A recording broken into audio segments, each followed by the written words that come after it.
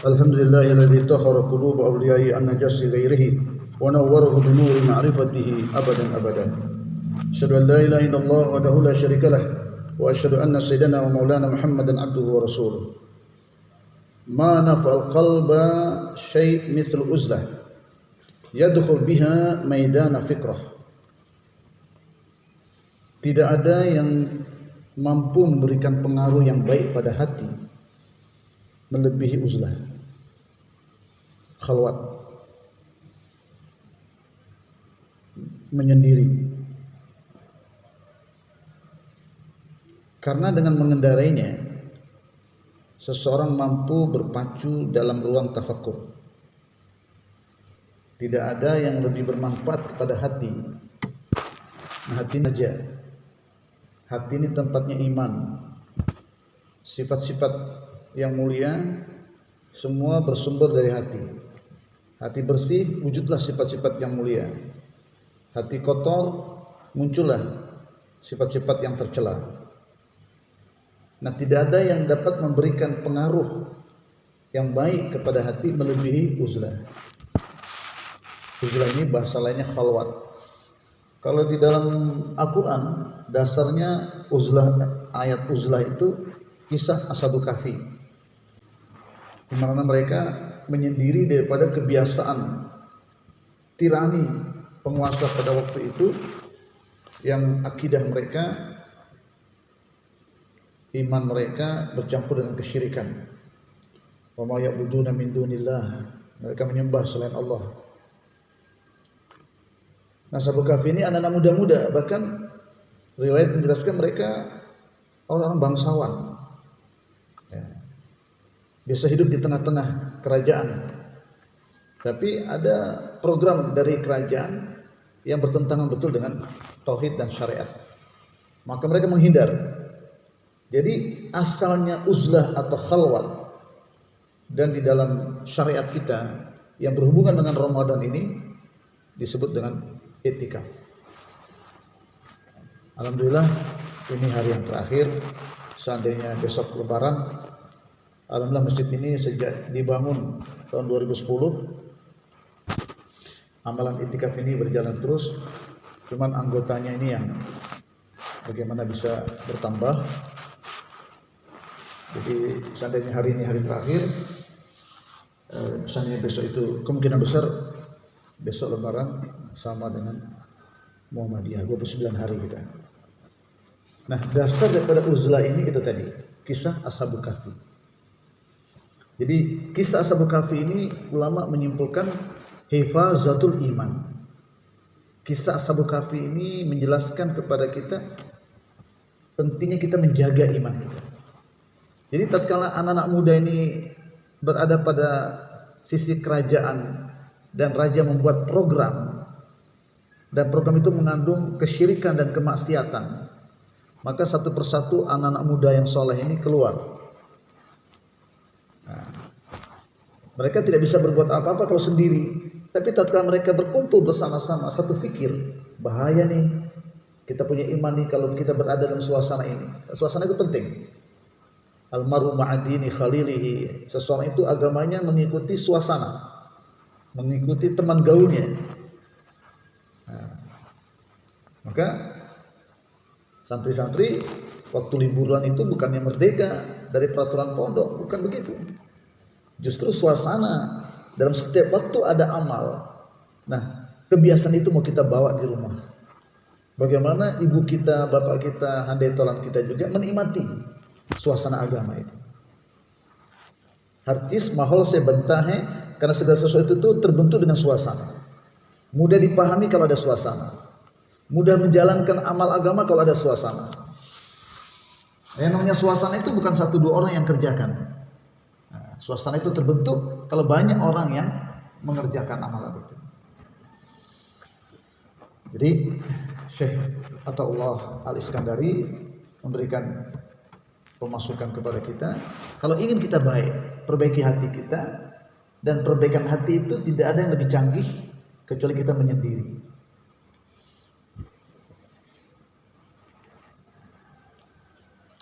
Dan hati ini adalah raja, dan hati ini juga adalah maddah yang dapat digunakan untuk menerima ilmu. Nah kalau hati kita ini nggak siap menerima ilmu, ya, biar anak kiai, biar tinggal di pesantren, biar dengar ceramah, tapi nggak tawadhu, karena hati belum siap. Nah penting hati ini disiapkan, menyiapkan hati atau membersihkan hati, menguatkan hati, supaya ilmu itu meresap. Nah, ilmu itu seperti air hujan. Lihat air hujan kalau turun, dia ada turun di sungai atau lautan, ada juga turunnya di kebun-kebun, ada juga yang turunnya di batu-batuan. Turun di batu-batuan yang keras, dia tidak berguna lagi air itu. Tidak ada efek daripada hujan yang datang ke atas batu. Nah, itu. Kalau ingin tumbuh subur di area situ, maka tanah berbatuan itu harus diolah dulu, menyiapkan tanah supaya hujan turun itu memberi manfaat yang lebih signifikan. Itulah berusaha atas hati, sehingga hati ini bisa menerima awamirullah. Ini perintahkan langsung dikerjakan, larangan-larangan langsung ditinggalkan. Menurut beliau, uzlah itu pengertiannya adalah infiradul qalbi billah. Infiradul qalbi billah, menyendirikan hati dengan Allah. Nah ini asalnya, asal daripada uzlah, khalwat atau itikaf ini adalah hati ini menyendiri dengan Allah. Hati ini berdua-duaan dengan Allah. Itu. Jadi tujuan daripada uzlah, khalwat termasuk itikaf juga ke sana. Infiradul qalbi, menyendirikan hati ini dengan Allah.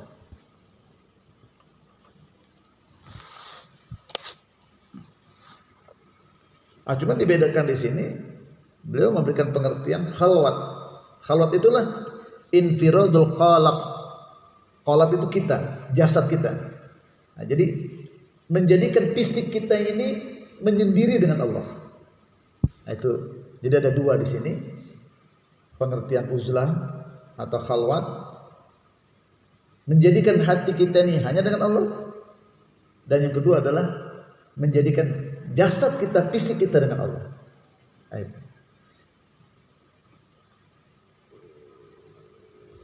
Atau menjadikan jasad kita ini menyendiri dari manusia. Itu pengertiannya. Jadi ada dua pengertian. Yang pertama adalah menyendirikan hati kita dengan Allah. Yang kedua, menjadikan fisik kita, jasad kita ini menyendiri dari manusia. Dan itu tidak akan mungkin terjadi hati kita dengan Allah menyendiri tanpa menyendirikan jasad kita. Jadi supaya hati kita lebih tawadhu, lebih fokus, maka kita harus menyendiri dulu dari makhluk. Kita jangan bergaul dulu dengan makhluk selama 10 hari akhir Ramadan ini. Supaya kalau kita udah menyendiri, bahkan saya alhamdulillah beberapa tahun di Pakistan, saya sempat ikut amalan itikaf, dan tahun 2000 ke Indonesia di Jayapura, saya langsung menerapkan di pesantren. Di Taqwa juga 2009 kalau tidak salah, di sini 2010 saya terapkan. Kemudian ada yang bertanya, Maulana, kenapa alumni-alumni yang lain dari Pakistan kok tidak terapkan ini seperti Maulana? Tidak usah dibeda-bedakan. Yang penting, alhamdulillah setiap saya berada di satu negeri, saya lihat kebiasaan dan amalan orang-orang di negeri itu sesuai dengan syariat apa tidak. Ada dasarnya apa tidak syariat dan sunnah. Kalau ada, kita terapkan. Walaupun di negeri kita belum diterapkan. Atau masuk tarawih 1 juz. Nah, itu di Pakistan itu semua masjid tidak ada satupun yang tidak 1 juz. Bahkan ada 2 juz, 3 juz kan. Yang kedua, itikaf. Jadi kalau amalan itikaf juga di Pakistan itu tidak ada satupun masjid yang tidak ada amalan itikaf. Semuanya ada. Minimal 1 orang itu. Nah, jadi sunnat muakkad alal kifayah itu jenis hukumnya. Jadi ini sunat muakkad artinya Nabi tidak pernah meninggalkan itikaf. 1 kali saja Nabi tinggalkan karena Aisyah minta izin buat kemah. Tapi rumahnya Aisyah itu kan berdempet dengan masjid. Jadi pasang kemah di dalam sini agak dekat dengan, memang berdampingan dengan masjid rumahnya Aisyah. Nah istri-istri Nabi iri. melihat di masjid ada kemahnya Aisyah, mereka juga langsung pasang kemah juga. Rasulullah melihat di masjid ada kemah-kemah Ummahatul Mukminin, bingung juga gimana ini. Memberhentikan Aisyah sudah dikasih izin. Memberhentikan Ummahatul Mukminin yang lainnya. Nanti mereka iri kenapa Aisyah dikasih? Padahal kan Aisyah memang rumahnya di samping masjid. Itu. Jadi akhirnya Nabi menjaga perasaan istri-istrinya. Beliau korbankan itikafnya tahun itu dan beliau bayar tahun berikutnya. Dia qadha tahun berikutnya. Itu menandakan muakkadah. Sunat muakkadah, satu sunat yang tidak pernah ditinggalkan oleh Nabi, sangat penekanannya. Alal kifayah. Tapi sunat muakkadah ini kepada masyarakat adalah kifayah. Artinya kalau ada satu orang yang itikaf itu sudah mencukupi. Ini di Pakistan pemahaman mazhabnya seperti itu. Saya kurang mendalami itu bagaimana pendapat mazhab Syafi'i tentang hal ini. Yang jelas di negeri-negeri kita yang bermazhab Syafi'i atau praktek di lapangan lah, kadang satu provinsi tidak ada satupun amalan itikaf. Beberapa masjid kita dengarkan, wah saya juga itikaf, belum itu. Wah kami juga ada amalan itikaf. Kalau diteliti, ternyata itikafnya malam doang. Jangankan 10 hari akhir Ramadan semuanya siang dan malam. Itu yang mereka katakan itikaf cuma malam doang. Jadi kalau cuma malam doang itu belum masuk dalam kategori sunat muakkad yang Nabi contohkan. Itu pun kita masuk ke masjid 10 menit, 15 menit kita berada di masjid, kita sudah pasang niat itikaf selayaknya. Nawaitu al-i'tikafa fi hadzal masjid ma dumtu sunnatan lillah. Jadi berapa banyak saya berada di masjid, kita pasang niat itikaf, dapat pahala itikaf. Ya. Dan pahala itikaf satu malam kita itikaf, dan itikaf itu yang dikehendaki 1 hari 1 malam minimal. Itu dijauhkan dari neraka 3 parit. Jadi dengan adanya itikaf ini atau khalwat atau uzlah, tiga bahasa itu, khalwat, uzlah, itikaf. Tujuannya adalah supaya hati kita dekat dengan Allah, hati kita fokus dengan Allah, dalam rangka menghasilkan ketawajuan, anta'budallaha ka'annaka tarahu. Ada 3 prinsip Islam: Islam, iman, ihsan. Ini yang diajarkan oleh Jibril kepada Rasulullah SAW, maka dikenal dengan hadis Jibrailiyah. Jibril datang mengajarkan kepada Nabi. Jibril bertanya, mahwal Islam? Tapi Jibril sendiri yang menjawab, mahwal iman? Yang terakhir, mahwal ihsan? Jibril berkata, anta'budallaha ka'annaka tarah. Yaitu kamu menghambakan diri kepada Allah dengan kaifiat hati, kamu merasa minimal dilihat oleh Allah. Nah, ini usaha atas hati. Kalau kita bisa katakan usaha atas ruh. Rukun iman hubungannya dengan hati, rukun Islam hubungannya dengan anggota tubuh, terutama sholat, sedangkan zakat hubungannya dengan harta, ibadah yang berhubungan dengan harta, haji, ibadah yang berhubungan dengan harta dan diri, puasa adalah ibadah yang berhubungan dengan melawan nafsu. Nah, ihsan anta'budallah ka'annaka tarahu. Jadi enggak cukup kita sholat, kita puasa, zakat, haji, kemudian kita beriman kepada Allah, pada malaikat, tapi kita harus usahakan lagi bagaimana rukun Islam tadi disertai dengan rukun ihsan, sepertinya kita melihat Allah atau merasa minimal dilihat oleh Allah. Nah, ini adalah medannya hati. Kalau sudah hubungannya melihat Allah itu bukan dengan mata kasat. Ya, kita nggak akan bisa melihat Allah dengan mata kasat kita. Nanti di surga, seandainya kita masuk surga, semoga Allah masukkan kita ke surga. Ini detik-detik terakhir Ramadan ini terjadi jutaan arwah-arwah yang layak masuk neraka dicabut dari neraka. Semoga kita termasuk orang-orang yang ruhnya dicabut dari Allah dari neraka, ditempatkan di surga. Di surga nanti kita bisa melihat Tuhan. Innakum satarawna rabbakum, kata Rasulullah. Kamu nanti di surga akan melihat Tuhan kamu. Seperti kamu melihat bulan purnama. Bulan purnama itu artinya apa? Bulan yang tidak ada awan di depannya, tidak ada yang menghalanginya. Jadi begitulah, tidak ada yang menghalangi kita melihat Allah nanti di surga. Dan nikmat yang paling besar di surga adalah melihat wajah Allah. Bahkan dikatakan oleh ulama, surga kesimpulannya adalah tempat melihat Allah. Semua nikmat bidadari, nikmat makanan, minuman terlupakan tatkala Allah tabaraka wa ta'ala menampakkan zatnya, tentu dilihat oleh ahli surga.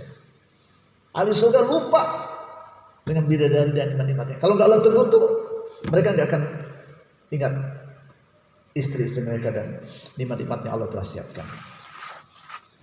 Allah Akbar.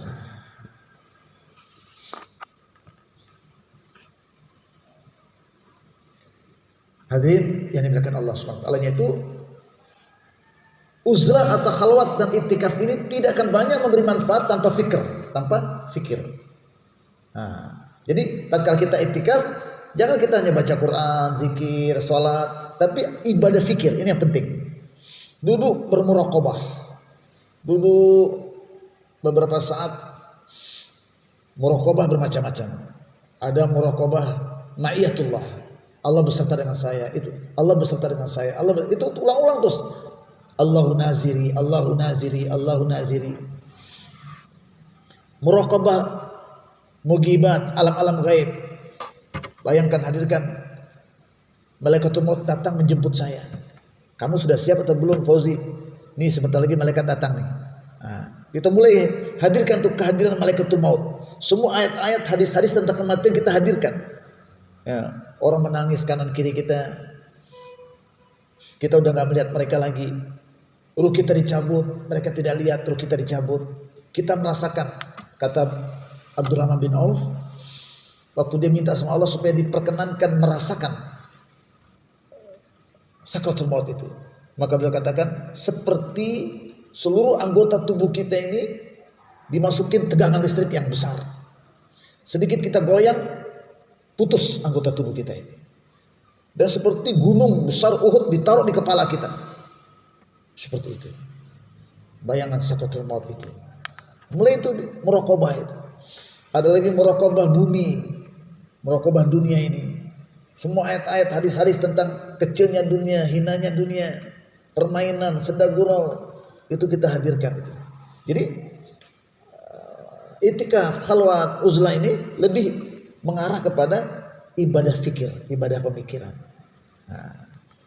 Kata ulama, umat ini sudah lama meninggalkan ketawajuhan dan pemikiran dan pikiran dia. Jadi semua amalannya dibuat tanpa tawajuh, tanpa fikir. Nah hadirin Bapak Saudara yang Allah Subhanahu wa taala, Junaid Baghdadi di sini mengatakan asraful majalis, majelis yang paling mulia itu majelis apa? Asraful majalis al-julus mal fikrah fi maidanit tauhid. Duduk dengan pemikiran di dalam medan tauhid, keagungan Allah, kebesaran Allah, kehebatan Allah, ya kan? Maha kuasanya Allah. Bagaimana Allah kasih rezeki kepada hamba-hambanya, kepada makhluk-makhluknya. Bagaimana Allah hancurkan Fir'aun, kebatilan dengan segala asbab yang mereka miliki. Dan bagaimana Allah angkat Bani Israel yang tidak punya apa-apa. Jadi duduk dan pikiran kita jauhlah tentang kehebatan Allah, kebesaran Allah. Ini adalah majlis yang paling baik. Sedangkan Syekh Abdul Hasan Sazili mengatakan simarul uzlah, buah daripada uzlah, ada buahnya itu. Nah, sekarang kita udah 10 hari nih iktikaf nih. Buahnya itu ada enggak itu? Buahnya itu. Nah, coba kita dengarkan apa buahnya iktikaf uzlah ini.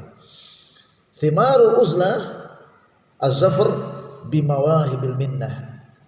Jadi buahnya daripada iktikaf uzlah khalwat ini adalah kejayaan kita mendapatkan karunia pemberian Allah. Jadi ada buahnya itu setelah uzlah khalwat itu. Apa? Di sini beliau menyinggung ada 4. Buahnya uzlah ada 4. Yang pertama kasful ghita, dibukakan kepada kita hijab. Ini hati kita nih, dunia ini menjadi hijab antara hati kita dengan Allah, hati kita dengan akhirat.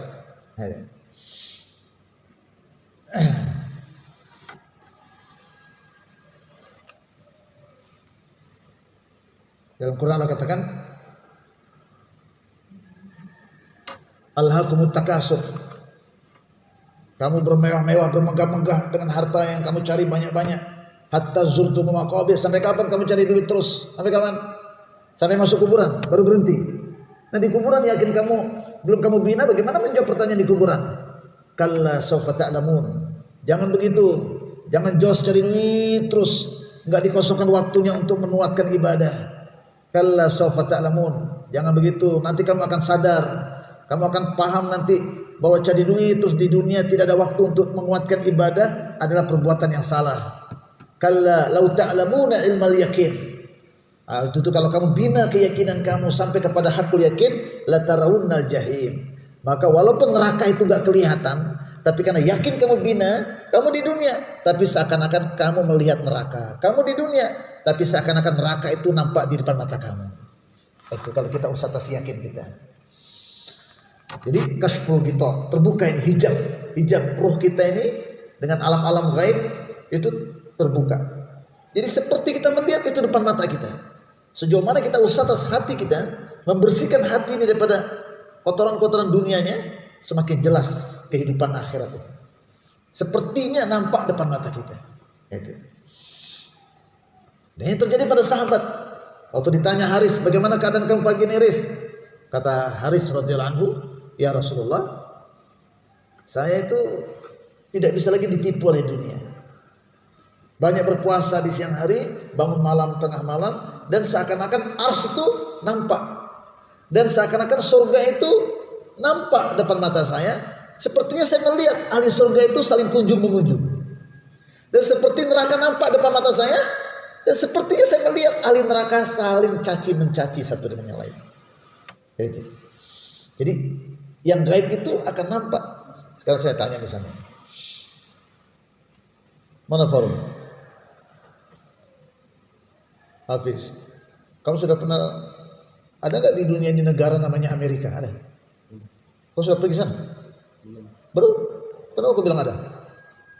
Dari mana kau tahu? Dengar-dengar saja. Yakin? Itu hoax itu, tidak ada Amerika itu. Hah? Kalau saya bilang hoax, kau percaya tidak? Tidak. Kenapa tidak percaya? Ustaz. Jadi saking seringnya dia dengar itu Amerika, udah nggak bisa goyang lagi. Pasti ada itu, walaupun dia belum lihat. Nah itu sama. Neraka, surga, barzah, mahsyar, sirat, mizan. Itu kita nggak bisa lihat dengan mata kasat kita, tapi kalau sering-sering kita bicarakan, itu seperti nampak depan mata kita. Nah sekarang masalahnya yang kita sering bicarakan apa?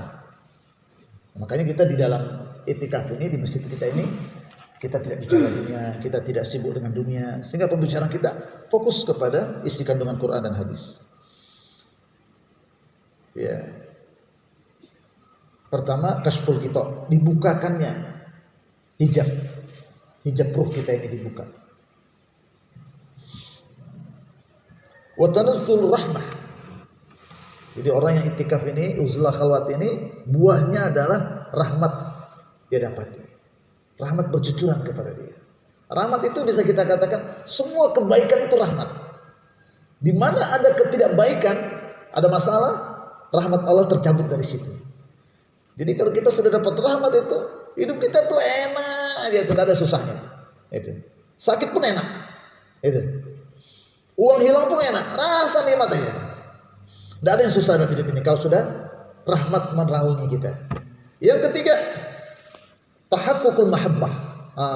Karena kita jauh dari istri, jauh dari anak, jauh daripada teman-teman, bersendirian dengan Allah terus, Allah kasih kita cinta kepada Allah. Ini nggak ada yang kalahkan cinta sama Allah ini. Kalau kita meninggal mungkin keluarga kita lupakan kita setelah 1 minggu, 1 bulan, tapi cinta sama Allah luar biasa. Allah yang jadikan nanti kuburan kita menjadi taman-taman surganya Allah Subhanahu wa taala. Ya kan? Allah selamatkan kita dari siksaan kubur dan sebagainya sampai di akhirat nanti. Memandang wajah Allah Subhanahu wa taala. Itu yang ketiga. Dan yang terakhir, lisanu sidqi fil kalimah. Allah berikan ke dalam lisan kita ini kebenaran, ketepatan, tepat dalam berpendapat, tepat dalam berbicara, tidak pernah bohong-bohong, dan juga tepat dalam memberikan pendapat. Ini 4 manfaat atau buah daripada uzlah. Dan beliau menerangkan di sini ada 10 manfaat daripada khalwat. Kita bacakan saja secara global. Yang pertama, as-salamatu min afatil lisan. Dengan adanya uzlah dan khalwat atau itikaf ini, selamat dari penyakit lisan. Ini lisan suka bohong, suka bicara sia-sia, suka menghina, mencaci, memaki, gunjing. Insya Allah dengan khalwat ini kita nggak akan kena penyakit-penyakit itu. Rahimallah abdan sakata fasalima. Semoga Allah cuci rahmat kepada hamba, kalau dia berbicara selamat, nggak menyinggung yang sia-sia atau yang diharamkan. Au takallama faghanima. Atau dia mulai berbicara, maka pembicaraan dia itu selalu mendapatkan manfaat. Kalau nggak untuk dakwah atau untuk mengajar, ya tuh, atau dia gunakan untuk baca Quran dan berzikir. Yang kedua, manfaat daripada uzlah khalwat atau itikaf ini, hifzul basar wassalamah min afatin nazar. Menjaga pandangan, ya, dan keselamatan dari penyakit penglihatan mata. Karena siapa yang jauh dari manusia, maka dia selamat dari melihat mereka.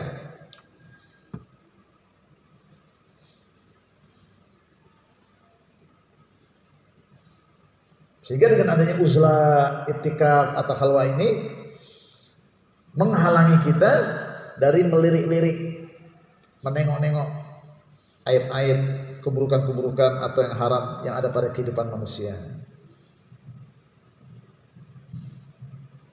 Ibnu Sirin rahmatullah mengatakan, iyyaka wa fudulun nadhr.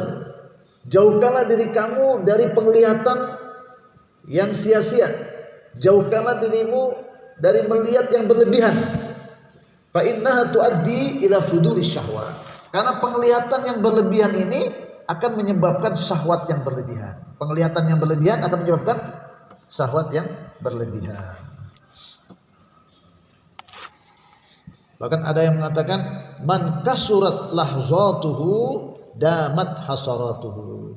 Siapa yang penglihatannya ini kebanyakan, nanti penyesalannya pun banyak. Siapa yang penglihatannya berlebihan, nanti penyesalannya juga banyak. Untuk itu tahan pandangan mata kita supaya tidak banyak rugi kita.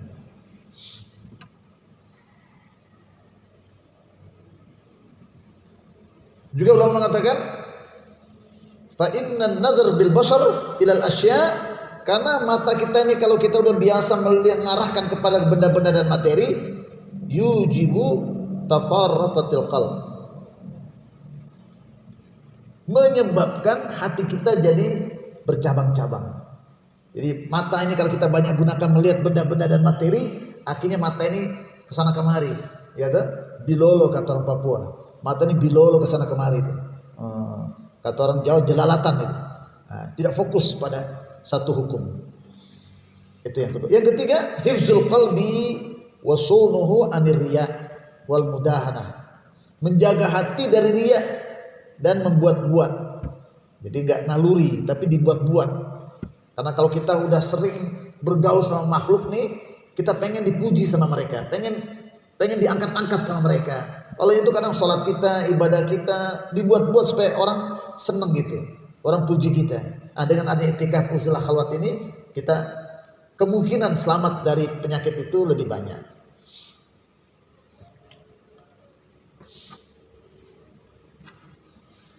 Ada ulama bertanya kepada ulama, kaifa thariq ila tahqiq? Bagaimana jalan menuju hakikat?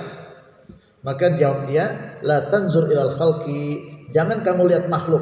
Fa inna nazar ilaihim zulmah, karena melihat mereka menimbulkan kegelapan di dalam hati. Jadi itu akan sulit kalau kita masih bergaul banyak dengan mereka. Maka dengan adanya khalwat, uzlah atau itikaf. Nah, kalau khalwat sesungguhnya itu pergi ke gunung sana, di kebun sendirian. Itu yang dikerjakan kemarin oleh Kiai Mufassir itu. Masuk di kebunnya jauh dari masyarakat. Nah, di situ bersendirian beribadah. Kita masih di masjid bertemu sama Allah, tapi dibuatlah kamar-kamar seperti ini supaya jangan sampai kita seperti jemaah biasa dulu ngobrol-ngobrol banyakan sama orang, tidak, tapi selesai keperluannya kita cepat kembali ke kamar, buka Quran lagi, zikir lagi, muraqabah lagi, salat sunat lagi, begitu sehingga kita manfaat daripada uzlah yang dikehendaki itu akan bisa kita hasilkan. Yang keempat, husulu zuhud fi dunya wal qanaah minha. Yang keempat, menghasilkan zuhud dari dunia dan merasa cukup dengan apa adanya. Karena kita nggak kerja banyak, kita nggak bisa mencari macam-macam, cari kontrol kah, contoh Makassar kah, tidak. Kita di masjid apa adanya, panitia kasih kita makanan itu, Kalau tidak kita makan korma saja. Jadi ini dilatih supaya kita zuhud dari dunia ini dan merasa cukup dengan apa yang sudah disiapkan untuk kita. Tidak perlu kita cari-cari sendiri.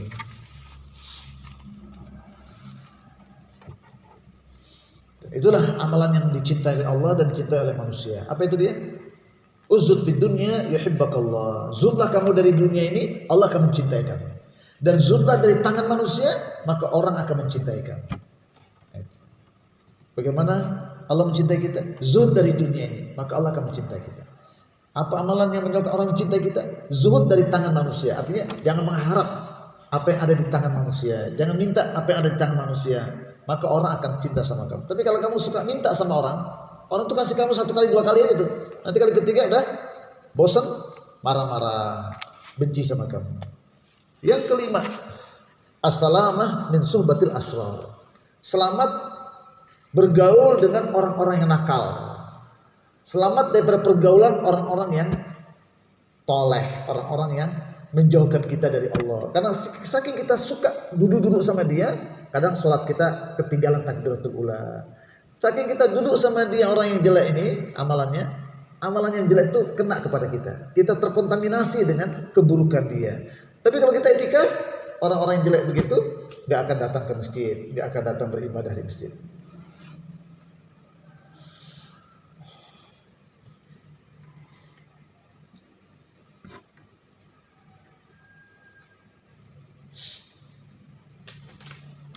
Yang keenam, at-tafarruq lil ibadah wal dzikr wal azm ala taqwa.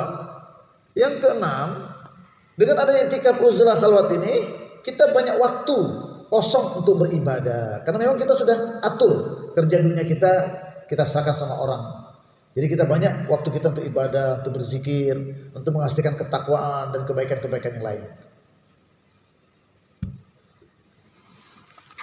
Yang ketujuh, wijdan halawati ta'at. Dengan adanya menyendiri seperti ini, khalwat, uzlah, i'tikaf, kita akan mudah mendapatkan kemanisan dalam ketaatan itu. Jadi ketaatan, bacaan Quran, bacaan zikir, muraqabah kita, zikir kita itu lebih mudah kita hasilkan manisnya. Karena makin banyak kita kerjakan, baru manisnya terasa.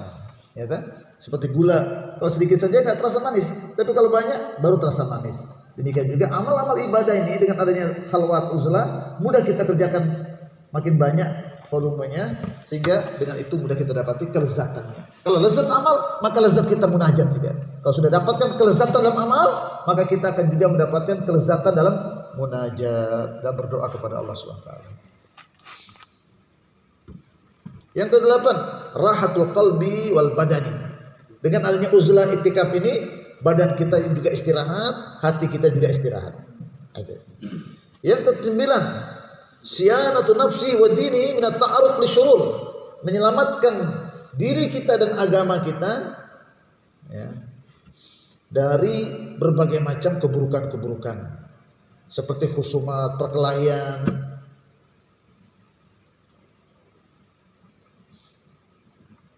dan segala keburukan-keburukan yang lain. Yang 10, tamakkun min ibadati tafakkur wal i'tibar. Dengan adanya khalwat, uzlah dan i'tikaf ini memungkinkan kita untuk ibadah tafakkur, nah, ibadah fikiran.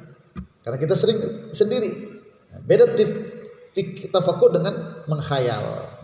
Kalau menghayal itu nggak tentu arahnya itu kemana, atau terbangnya ke langit yang keberapa itu. Tapi kalau tafakkur ini lebih mengarah kepada hal yang positif. Nah disitulah dia katakan tafakkur sa'atan khair min ibadati 70 sana. Berpikir sesaat lebih baik daripada beribadah 60-70 tahun. Nabi Isa alaihissalatu wassalam berkata, tuba liman kana kalamu dzikran. Berbahagialah orang yang setiap dia berkata-kata mengandung zikir. Wa samtuhu tafakkura.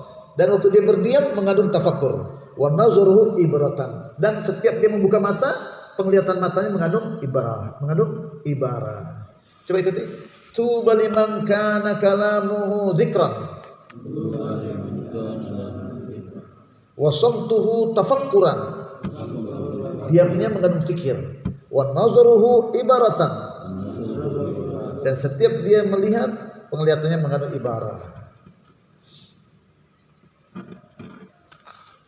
Dan orang yang paling pintar ada orang yang melawan nafsunya, dan dia bersiap-siap untuk menghadapi kematian. Nah, orang yang khalwat, orang yang uzlah, ini ibarat orang yang sudah siap mati lah. Sudah ninggalkan istri, ninggalkan pekerjaan selama 10 hari, serahkan sama orang lain dulu, fokus ibadah, siap menghadapi kematian. Bahkan Ka'ab mengatakan, man arada syarfal akhirah, siapa yang menginginkan kemuliaan akhirat, fal yuksir minat tafakkur. Hendaknya dia memperbanyak tafakkur. Siapa yang menginginkan kemuliaan akhirat, hendaknya dia memperbanyak tafakkur. Dan Abu Darda, seorang sahabat, ibadahnya yang paling banyak adalah ibadah tafakkur.